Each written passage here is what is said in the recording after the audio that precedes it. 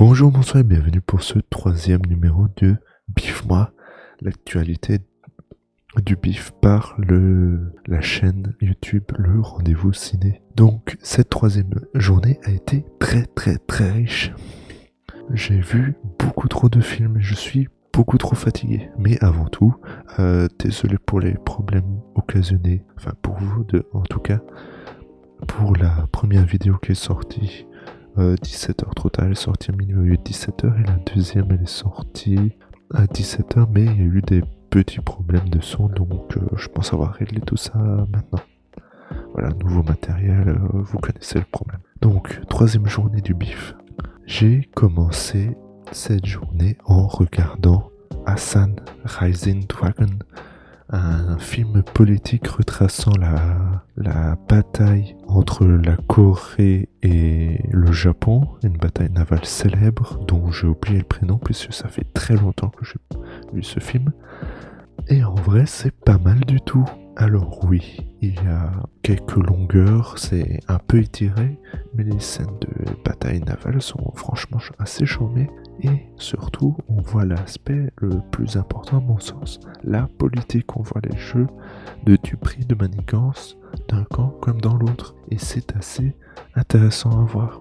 Je vais continuer en vous parlant de Demigod, The Legend Begins, un film d'animation fait en stop motion avec des poupées, enfin des poupées très spécifiques, je pense qu'elles sont chinoises ou thaïlandaises, pas thaïlandaises, taïwanaises, et c'est assez moyen à mon sens, ouais. J'ai trouvé que j'étais quand même passé à côté de quelque chose en regardant le film. Je me suis ennuyé poliment, mais c'est peut-être pas la faute du film, c'est peut-être parce que je n'avais pas les codes culturels. En tant qu'occidental, on peut difficilement juger un film oriental, surtout quand il est à ce point-là dans le délire oriental. C'est un film. Ah oui, je vous ai pas parlé de quoi ça. Je vous ai pas dit de quoi ça cause. Bah, ça cause d'un élève qui essaie de sauver son honneur après qu'un coup d'état politique a eu lieu ou enfin, a occupé d'avoir lieu compliqué. Le tout avec une dimension mystique, mais aussi beaucoup de kung-fu au sens, je vais dire mystique aussi du terme, parce qu'on voit des failles d'énergie et d'air se balader à chaque coup. Ça permet d'augmenter le grandiose des œuvres, mais ça permet aussi de rendre un peu plus tangible un univers mystique, j'imagine. Mais il y a quand même l'histoire en tant que telle qui me pose problème. C'est vraiment une histoire assez bateau sur un élève qui va devenir un héros. Et avec tous les clichés que vous pouvez imaginer. Donc c'est dommage.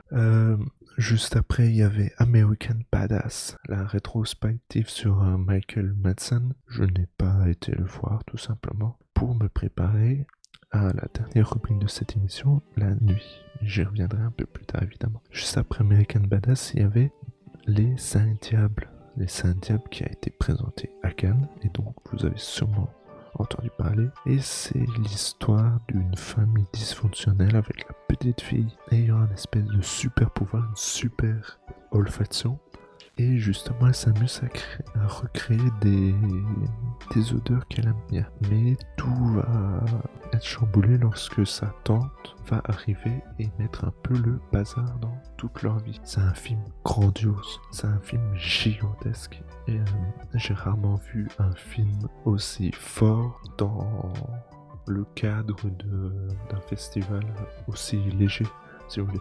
Le bif, c'est avant tout dans 200 personnes ou plus qui font des blagues sur un film. Là, même avec les blagues, le film arrivait à prendre le spectateur et à lui déchirer le cœur. C'était assez mémorable. Je vais éviter de trop en dévoiler, mais je vous recommande très chaudement de le regarder dès qu'il sera disponible au cinéma, j'imagine. Oui, ça c'est distribué par Oboza, donc ça va finir au cinéma. Mais je ne sais pas quand. Donc foncez le voir et peut-être que je vais vous en reparler à sa sortie. Je ne sais pas encore. Dernier morceau de l'émission, la grosse partie que vous attendez sûrement tous.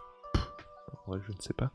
C'est La Nuit. La Nuit, qu'est-ce que c'est une bande de personnes sadomasochistes avec un trop plein de sommeil qui vont voir 4 films nuls pendant toute une nuit. Et aujourd'hui, je vais vous parler de ces 4 films. Tout simplement, Tiny Cinema est le premier film de la rubrique et c'est un ennui poli que j'ai à reprocher devant Tiny Cinema. À part l'introduction qui est assez charmée avec ce présage du 4e mur, le problème est surtout le fait que ce soit une dizaine de courts-métrages l'un à la suite de l'autre sans aucun lien logique. Alors ça permet de proposer plein d'idées, d'histoires, mais le problème est surtout que à cause du fait que c'est un film à sketch, ça donne l'impression que le film est beaucoup plus long qu'il n'y paraît. Et surtout, il y a la majorité des histoires qui sont vraiment très nulles. Il y en a quelques-unes qui sont moyennes et qui auraient pu être excellentes si elles n'avaient pas été aussi étirées. Et donc, justement, c'est un problème de rythme ou de structure à ce niveau-là. Je ne sais pas encore, je ne sais pas ce que je dis. Je fais une nuit blanche.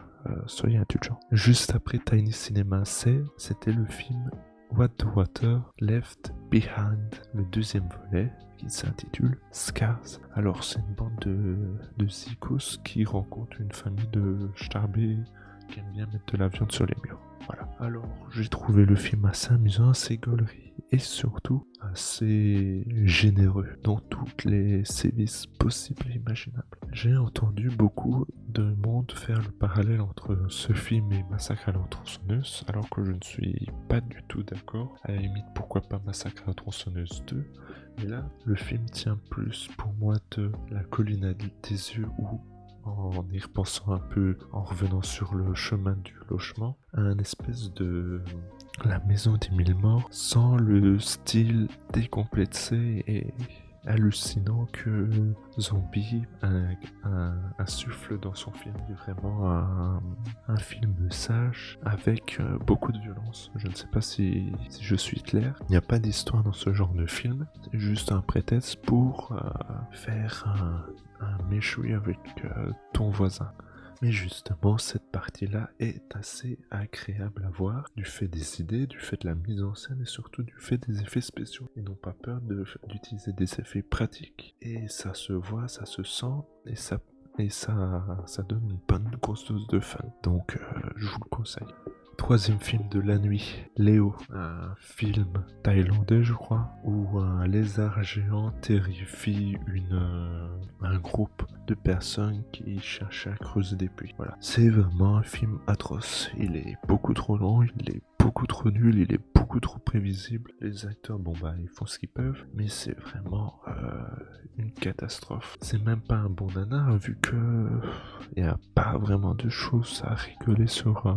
C'est vraiment de la nullité pure et pas de la nullité amusante. C'est vraiment dommage. Et pour terminer, mon petit chouchou de la liste, enfin de la nuit, c'est Brain Freeze, un film de zombies québécois. Et c'est vraiment charmé. C'est vraiment un espèce de retour aux sources du film de zombies avec une critique très sociale. Et bah oui, c'est normal. L'épidémie se passe dans une cité de richoux, donc évidemment qu'il y a un sous-texte social, le fait que les riches soient peu incarnés, et il y a aussi un autre sous-texte complotiste fait par l'animateur radio qui peut être intéressant et être mis en parallèle avec l'épidémie récente, qui peut donner aussi des sueurs froides dans un film qui est globalement assez rigolo, assez déjanté, parce que ce sont des zombies verts qui saccagent à peu près tout. Donc qui dit film dit zombies dit viande sur les murs, vous l'avez compris, j'aime beaucoup mettre de la viande sur les murs. Donc voilà, mais mine de rien c'est un récit assez prenant, on s'inquiète pour le personnage principal, l'adolescent qui est toujours en lutte pour sa survie, même quand il se croit en sécurité, ce qui n'est jamais évident dans un monde, dans une ville envahie de zombies. Je vous encourage à aller le voir dès qu'il sera disponible. J'imagine que malheureusement ce film va sortir en VOD, voire en SVOD, et je trouve ça assez dommage. En même temps, je pense pas que ça va faire beaucoup d'entrées en salle, mais peut-être que je me trompe.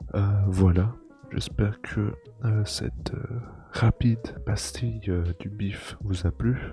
Moi, je sais pas vraiment ce que je suis vraiment très fatigué. Je vous dis demain pour le jour 4. Il va y avoir 2-3 trucs sympas.